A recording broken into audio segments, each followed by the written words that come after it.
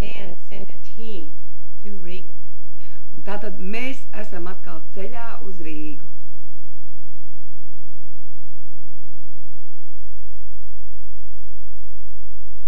I loved our crusades here in the city of Riga.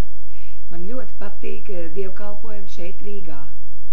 I love the opportunity to learn about the people of this country.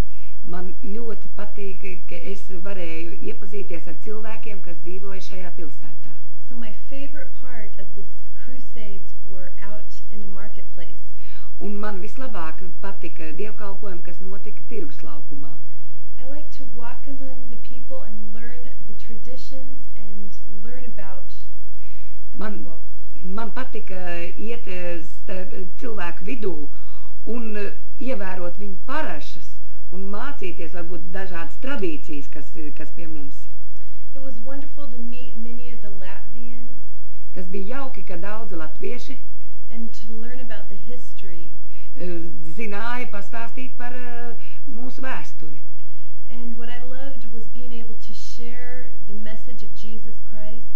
Un man ļoti patika, ka es varēju dalīties savā mīlestībā pret Jēzu Kristu. And how Jesus in the midst of our life situation.